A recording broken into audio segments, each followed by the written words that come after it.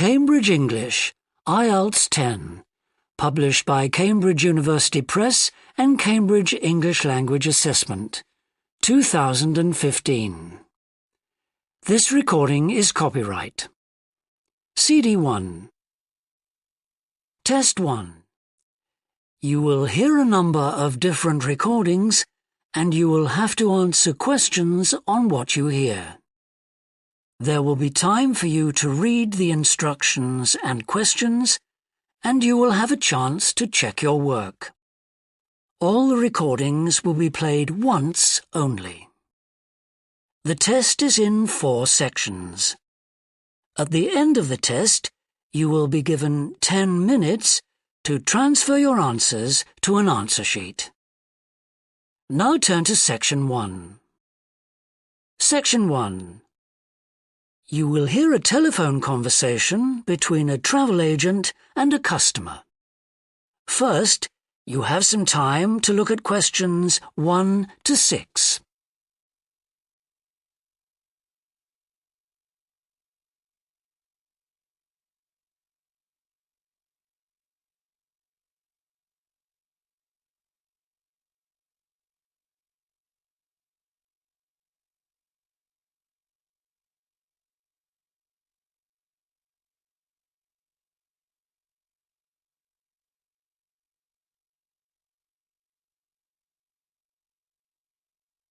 You will see that there is an example that has been done for you. On this occasion only, the conversation relating to this will be played first. Good morning, World Tours. My name is Jamie. How can I help you? Good morning. I want some information on self-drive tours in the USA. Could you send me a brochure? Of course. Could I have your name, please? Andrea Brown. The customer's name is Andrea Brown, so Brown has been written in the space. Now we shall begin. You should answer the questions as you listen, because you will not hear the recording a second time. Listen carefully and answer questions 1 to 6. Good morning, World Tours. My name is Jamie. How can I help you? Good morning. I want some information on self-drive tours in the USA. Could you send me a brochure? Of course. Could I have your name, please? Andrea Brown. Thank you. And your address? 24 Ardley Road. Can you spell that? ARDLEIGH Road. Postcode? BH5 2OP. Thanks. And can I have your phone number? Is a mobile all right? Fine. It's 07786 643 091. Thank you. And can I ask you where you heard about World Tours? From a friend, or did you see an advert somewhere? No, I read about you in the newspaper. OK, I'll get the brochures in the post to you, but can I give you some information over the phone? What kinds of things do you want to do on your holiday? I'm interested in going to California with my family. I've got 2 children, and we want to hire a car. OK. We have a couple of self-drive tours there, visiting different places of interest in California. The first one begins in Los Angeles, and there's plenty of time to visit some of the theme parks there. That's something on my children's list, so I'd want to include that. Good. Then you drive to San Francisco. From San Francisco, you can drive to Yosemite Park, where you spend a couple of nights. You can choose to stay in a lodge or on the campsite. I don't like the idea of staying in a tent. It'd be too hot. Right. And the tour ends in Las Vegas. OK. The other trip we can arrange is slightly different. It starts in San Francisco, then you drive south to Cambria. Someone told me there's a really nice castle near Cambria. Will we go near that? Hearst Castle is on that road, so you could stop there. Good. I'd like to do that. Does this trip also go into the desert? No, it continues to Santa Monica, where most people like to stop and do some shopping. We have enough of that at home, so that doesn't interest us. OK. Well, you could go straight on to San Diego.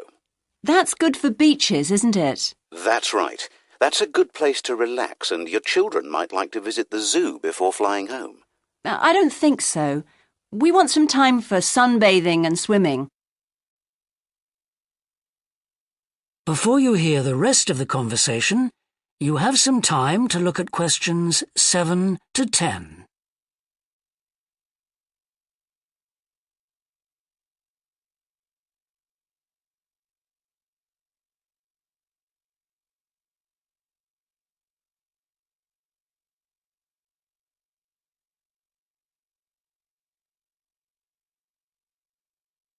Now listen and answer questions 7 to 10.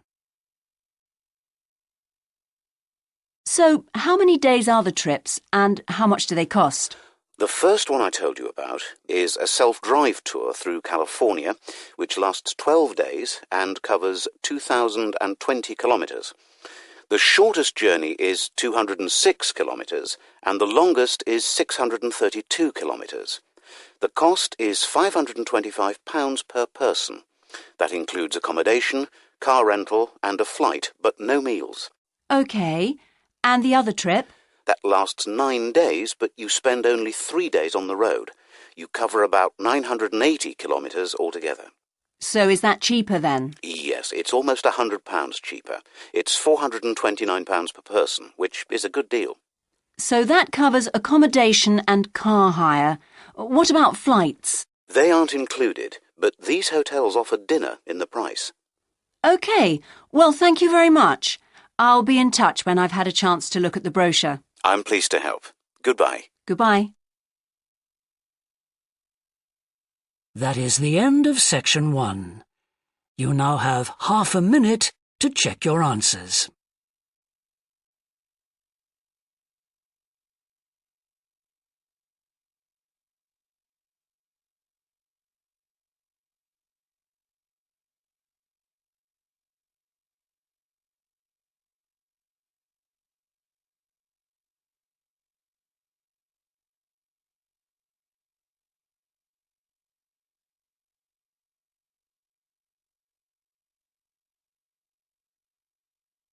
Now turn to section 2.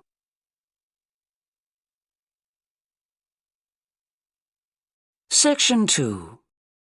You will hear a fitness manager of a leisure club talking to some new members. First, you have some time to look at questions 11 and 12.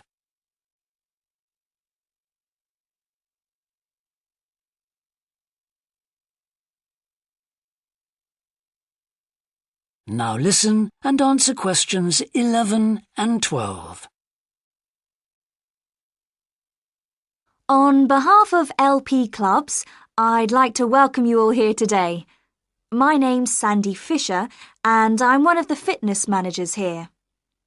Before we start our tour of the club, I'll just run through some basic information about the facilities we have here, including recent improvements, and explain the types of membership available. Our greatest asset is probably our swimming pool, which at 25 metres isn't Olympic-sized, but now we've expanded it to 8 lanes, it's much wider. This means there are rarely more than a couple of people at a time in each lane.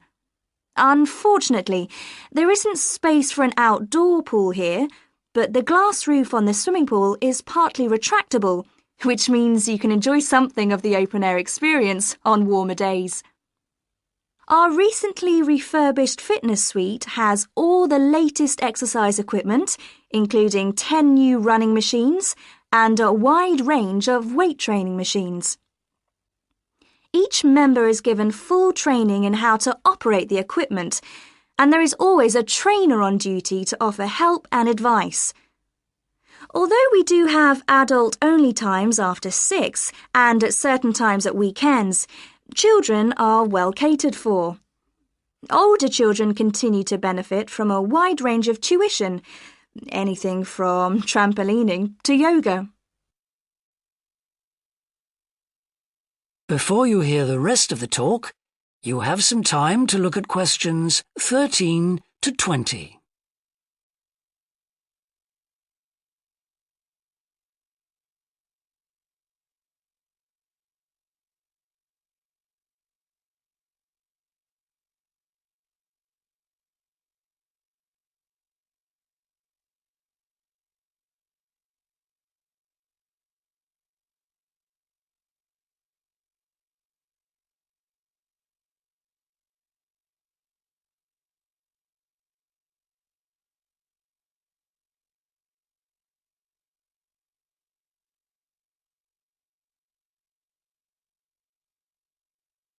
Now listen and answer questions 13 to 20. One thing all our members appreciate about us is that we take very good care of them. This starts on day 1 with your personal assessment. You are asked to fill in a questionnaire giving details of any health problems. One of our personal trainers will then go through this with you. The trainer will then take you through the safety rules for using the equipment in the fitness suite. During your next exercise session, a personal trainer will work with you to make sure you understand these. It's very important to do this because we really do want to avoid having any sports injuries. There's a lot more to looking after yourself than simply lifting weights. At the end of the personal assessment, the trainer will draw up a plan outlining what you should try to achieve within a 6-week period. This will then be reviewed at the end of the 6 weeks. Now, I'll just quickly run through the types of membership we have available. All members must pay a joining fee of £90 in addition to the rates for the monthly membership fees. Gold membership entitles you to free entry at all LP clubs. There are now LP clubs in all major cities and towns, so if you travel a lot, this will be a great advantage. Individual gold membership costs £50 a month, and joint membership for you and your partner will cost £75. Premium membership is for professional people whose work commitments make it difficult for them to use the club during the day, and so LP gives booking preferences to Premier members at peak times. This means you'll find it easier to book the sessions at times that suit you. Reciprocal arrangements with other LP clubs are available to Premier members. Premier membership is for individuals only, but you'll be sent passes for guests every month. The monthly fee is £65. You don't have to have any special clothes or equipment when you visit the club. We provide robes and hairdryers in the changing rooms, but it's very important to remember your photo card because you won't be able to get in without it. For people who aren't working during the day, That is the end of section 2. You now have half a minute to check your answers.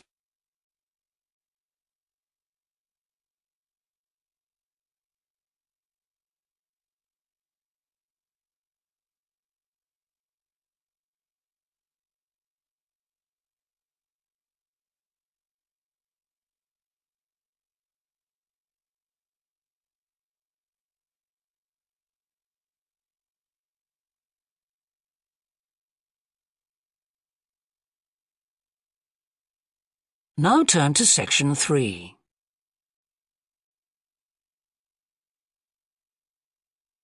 Section 3.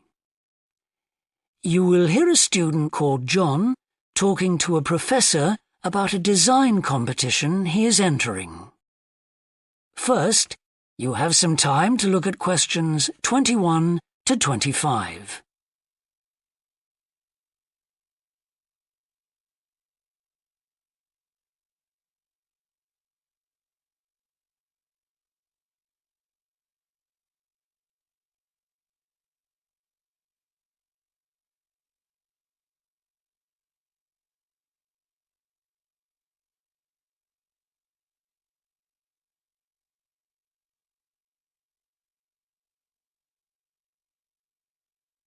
Now listen carefully and answer questions 21 to 25.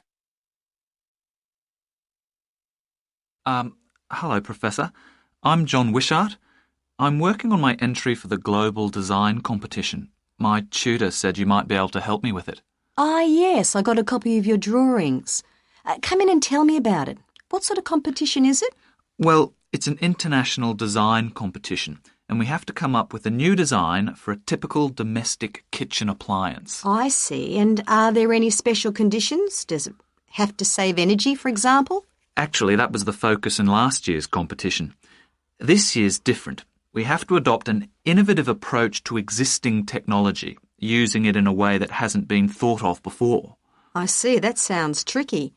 And what kitchen appliance have you chosen? Well, I decided to choose the dishwasher. Interesting. What made you choose that?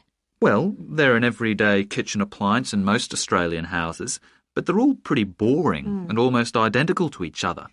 I think some people will be prepared to pay a little extra for something that looks different. It's a nice idea. I see you've called your design the rock pool. Why is that? Basically because it looks like the rock pools you find on a beach. The top is made of glass so that you can look down into it. And there's a stone at the bottom. Is that just for decoration? Actually, it does have a function. Instead of pushing a button, you turn the stone. So it's really just a novel way of starting the dishwasher. That's right. It's a really nice design. But what makes it innovative? Well, I decided to make a dishwasher that uses carbon dioxide. In place of water and detergent? How will you manage that? The idea is to pressurize the carbon dioxide so that it becomes a liquid. The fluid is then released into the dishwasher where it cleans the dishes all by itself. Sounds like a brilliant idea. Your system will totally do away with the need for strong detergents. So what happens once the dishes are clean? Well, to allow them to dry, the liquid carbon dioxide and the waste materials all go to an area called the holding chamber. That's where the liquid is depressurized and so it reverts to a gas. Then the oil and grease are separated out and sent to the waste system. It sounds like you've thought it all out very thoroughly. So what happens to the carbon dioxide once the process is complete? Not wasted, I hope. Actually, that's where the real savings are made. The carbon dioxide is sent back to the cylinder and can be used again and again. What a terrific idea. Do you think it will ever be built? Probably not, but that's okay. Well, I'm sure a lot of positive things will come out of your design. Before you hear the rest of the discussion, you have some time to look at questions 26 to 30.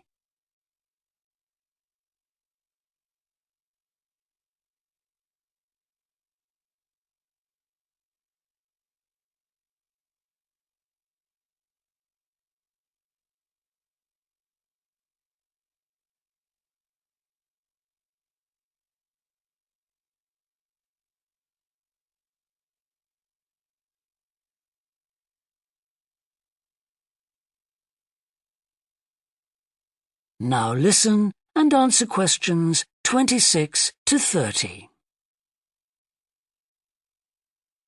Now, you seem to have thought about everything, so what exactly did you need me to help you with? Well, my design has made it to the final stage of the competition, and in a few months' time I have to give a presentation, and that's the part I was hoping you could help me with. Right, well, that should be easy enough. What have you managed to do so far? Well, I've got detailed drawings to show how it will work, and I've also written a 500-word paper on it. I see. Well, if you want to stand a good chance of winning, you really need a model of the machine. Yes, I thought I might, but I'm having a few problems. What's the main difficulty so far? Let me guess. Is it the materials? Yes. I want it to look professional, but everything that's top quality is also very expensive. Look, projects like this are very important to us. They really help lift our profile. So why don't you talk to the university about a grant? Oh. I can help you fill out the application forms if you like. Oh, that would be great. You'd better show me this paper you've written as well. For a global competition such as this, you need to make sure the technical details you've given are accurate and thorough. Oh, that would be a great help. Is there anything else I can do? Well, I'm really nervous. That is the end of section 3. You now have half a minute to check your answers.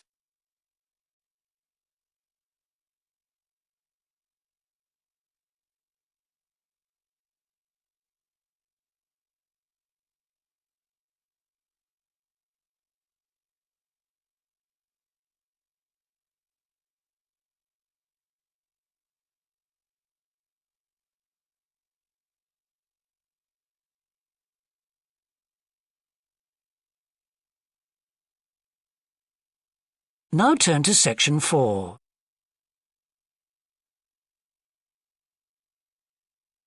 Section 4. You will hear a university lecture about an endangered bear in British Columbia, Canada, known as the spirit bear. First, you have some time to look at questions 31 to 40.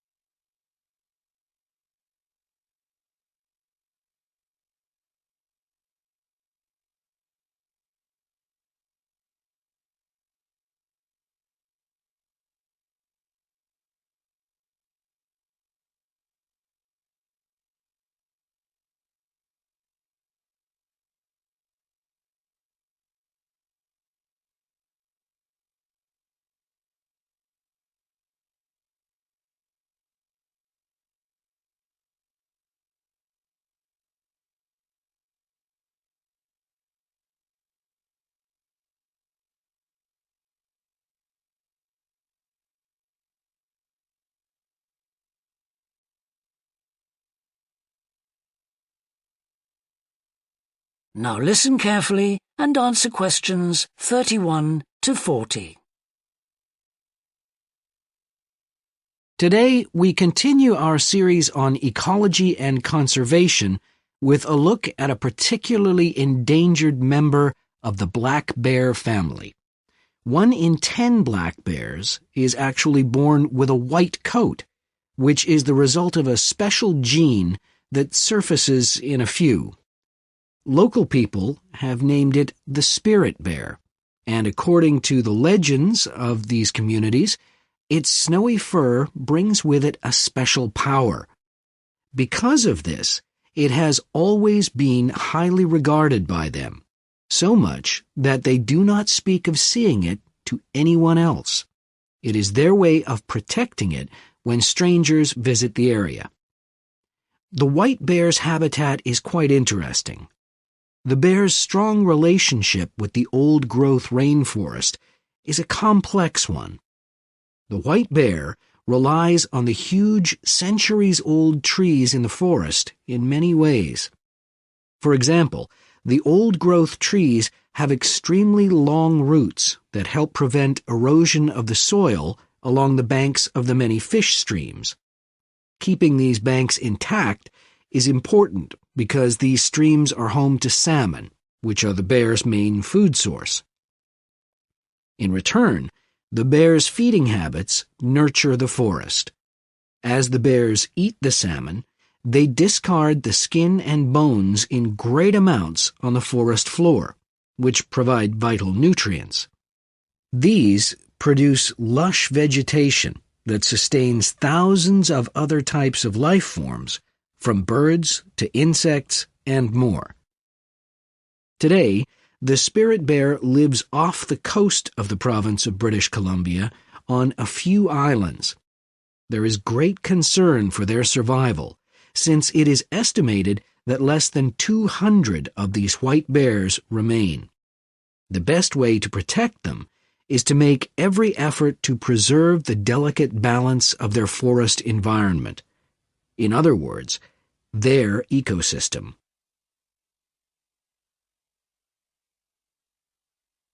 The greatest threat to the bear's existence is the loss of its habitat. Over many years, logging companies have stripped the land by cutting down a large number of trees. In addition, they have built roads which have fractured the areas where the bear usually feeds, and many hibernation sites have also been lost. The logging of the trees along the streams has damaged the places where the bears fish. To make matters worse, the number of salmon in those streams is declining because there is no legal limit on fishing at the moment. All these influences have a negative impact on the spirit bear's very existence, which is made all the more fragile by the fact that reproduction among these bears has always been disappointingly low. And so, what's the situation going forward? Community organizations, environmental groups, and the British Columbia government are now working together on the problem. The government is now requiring logging companies to adopt a better logging method, which is a positive step. However, these measures alone may not be sufficient to ensure a healthy population of the spirit bear in the future. Other steps also need to be taken. While it is important to maintain the spirit bear's habitat, there also needs to be more emphasis on its expansion. The move is justified as it will also create space for other bears that are losing their homes to damage. That is the end of section 4. You now have half a minute to check your answers.